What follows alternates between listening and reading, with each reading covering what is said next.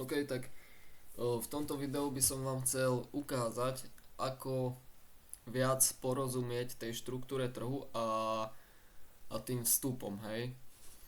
Čiže teraz už vieme, čo je indikácia, vieme, čo je korekcia a vieme, ako zistiť, kedy končí korekcia.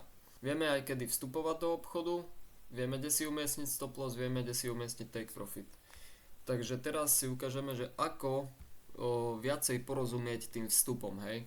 Ja sa pozerám na trh tak, že hľadám, kde sú predávajúci a kde sú kupujúci, hej. Niekto by to nazval support alebo resistance alebo break and retest, ale ja vám to ukážem, hej. Break and retest je, keď proste cena prelomí swing low napríklad, príde znovu do tej zóny, čiže hej, tuto nám prelomila tento swing low, cena príde znovu do tej zóny a následne sa odrazí späť dole. Ale to není to, čo ja obchodujem a jak vlastne ja sa pozerám na trh, hej.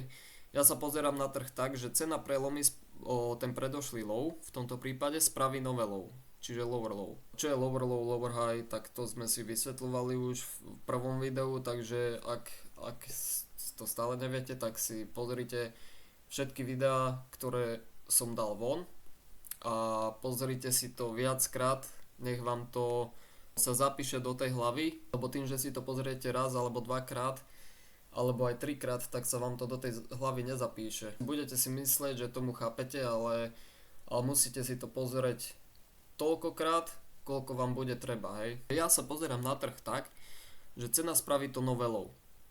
Čiže breakoutne toto, vytvorí sa nové low, lower low a cena zlikviduje všetkých týchto, čo tuto začali predávať, hej, tuto.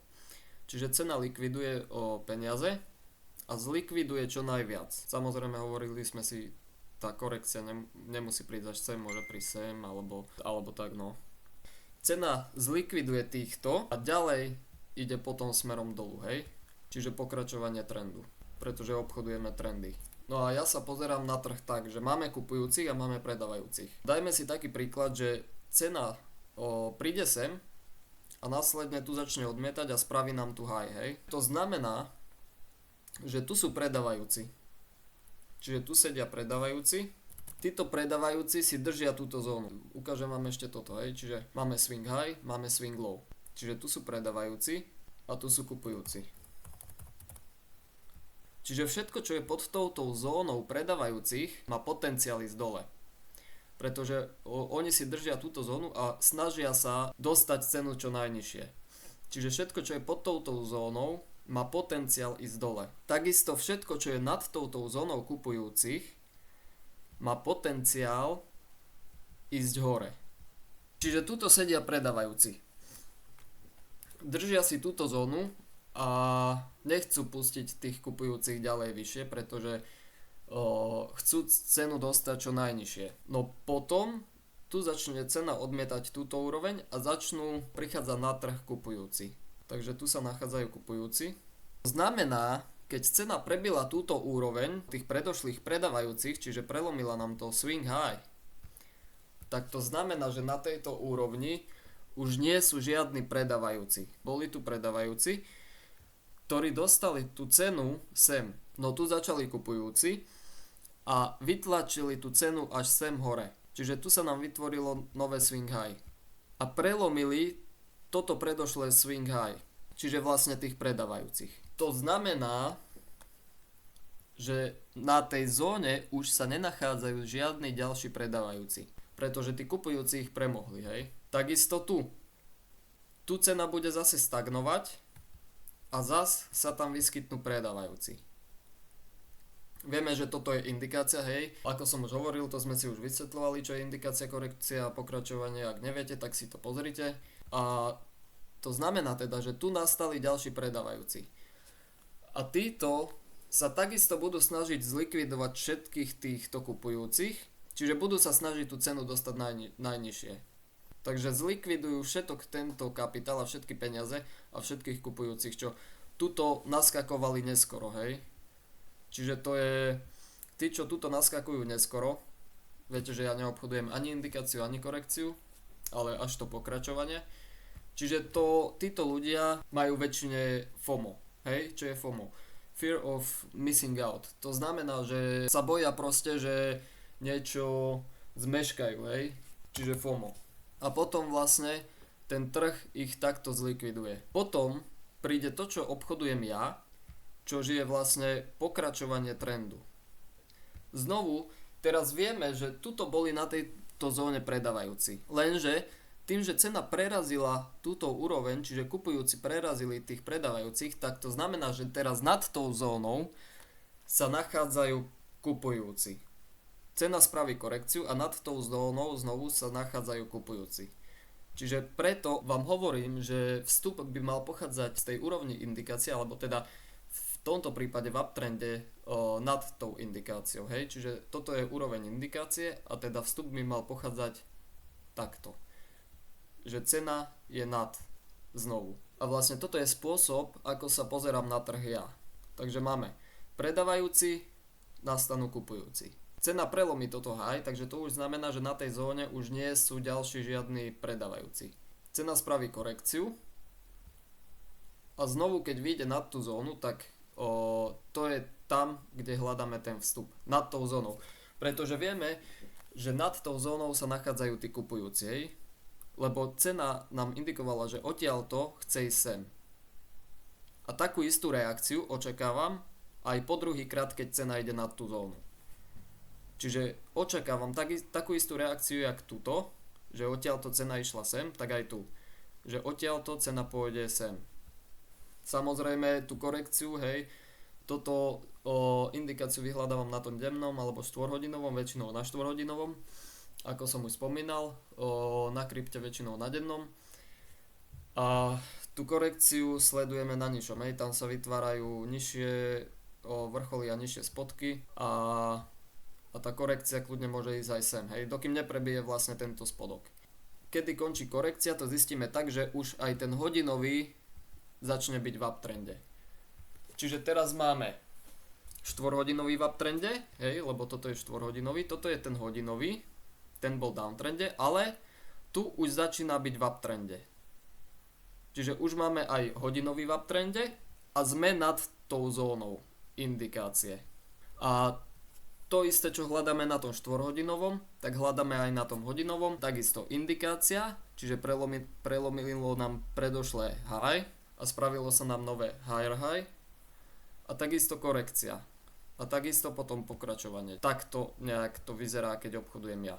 Takže keď máme toto high a máme toto low, čiže máme predávajúcich a máme kupujúcich a teraz vieme, že všetko, čo je nad touto zónou, tak má potenciál ísť hore a všetko, čo je pod touto zónou, tak má potenciál ísť dole, tak tu nebudem vyhľadávať žiadny vstup, pretože sa bijú kupujúci s predávajúcimi. Čiže vtedy si počkam na nejakú indikáciu, či už to bude smerom hore alebo smerom dole, hej. Potom príde korekcia a potom vlastne vyhľadávam vstup, keď skončí korekcia. Môžeme si to ukázať na grafe. Tu bola konzolidácia. Čiže tu sedia predávajúci, ktorí tlačia cenu dole.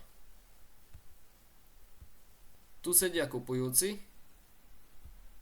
ktorí tlačia cenu hore. Znovu sa tu bijú teraz predávajúci s kupujúcimi.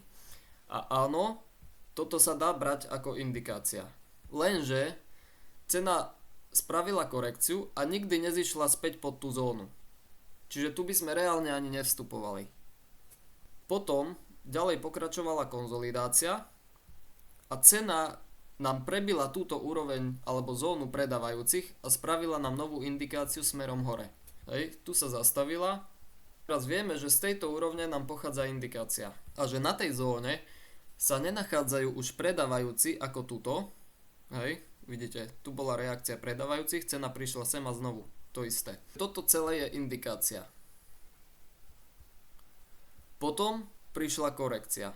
Ako som povedal, korekciu sledujeme na hodinovom intervale a vidíme, že tu cena došla z tej indikácie. A následne začala korekcia. Čiže toto celé bola korekcia. A jak som už hovoril, aj čo som vám vysvetľoval, tak v korekcii na tom nižšom intervale, čiže hodinovom, sa vytvárajú nižšie spodky a nižšie vrcholy. Hej, nižší vrchol, spodok, vrch, spodok, vrch. Čiže stále mi nič nenaznačuje, že cena už chce ísť do uptrendu. Stále by som nevyhľadával žiadny vstup, pretože potrebujem, aby bol takisto ten hodinový interval v uptrende, takisto jak je aj ten 4-hodinový. Tu sa už vytvoril vyšší vrch a vyšší spodok. Lenže posledný ten vrchol bol tuto, odkiaľ cena došla sem.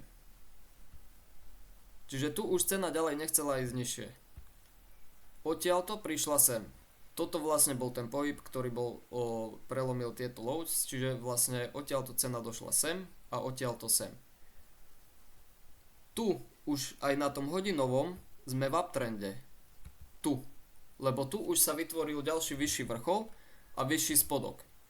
A takisto nám prelomilo túto úroveň tých predávajúcich z toho hodinového intervalu v tej korekcii.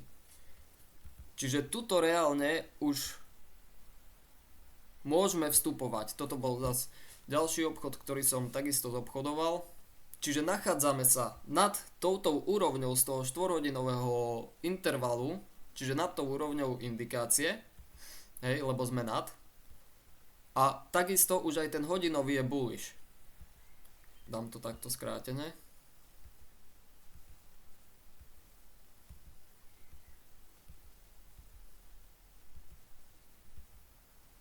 Tu už máme takisto, hej, indikácia, jak som hovoril znovu, to isté, čo chceme vidieť aj na 4-hodinovom, tak aj na hodinovom. Čiže indikácia, korekcia a pokračovanie. A toto pokračovanie je vlastne z toho 4-hodinového. Takže tu reálne sme mohli už vstupovať do obchodu s tým, že stop loss tu. A jak som hovoril, tak vlastne toto je tá úroveň nová tých predávajúcich, čiže ktorí tlačia tú cenu dole. Vlastne sem prišla tá 4-hodinová indikácia, potom korekcia.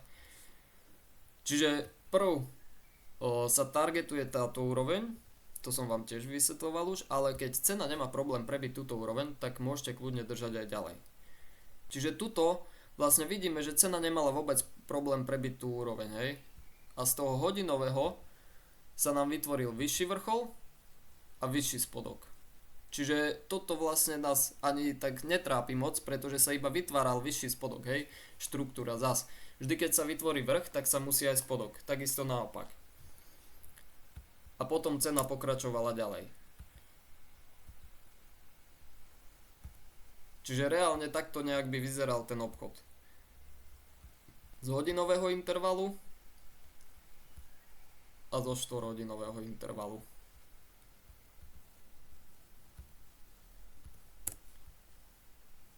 Teraz vám ukážem, že čo robím ja, keď vlastne otvorím graf a čo idem hľadať. Vždy sa pozriem najprv, kde sa nachádza cena teraz. Takže dajme tomu, že sme tu, hej. Vždy sa pozriem, kde sa nachádza cena teraz. Teraz sa pozriem na to, že odkiaľ cena došla sem. Takže idem späť, pozerám, že odkiaľ a viem, že odtiaľto. Čiže vlastne odtiaľto cena išla sem. Ďalej sa pozriem na to, že čo mi spôsobilo tento spodok. Pozriem sa zase späť a vidím, že toto high. Hej. Čiže toto high spôsobilo tento spodok a tento spodok vytvoril nové high. V tomto prípade higher high. Teraz viem povedať, že z tejto úrovne mám indikáciu. To je všetko. A potom už ten proces tej korekcie, čo som vám teraz pred chvíľou vysvetloval. Čiže takto sa ja pozerám na trh, keď otvorím graf a keď hľadám tú indikáciu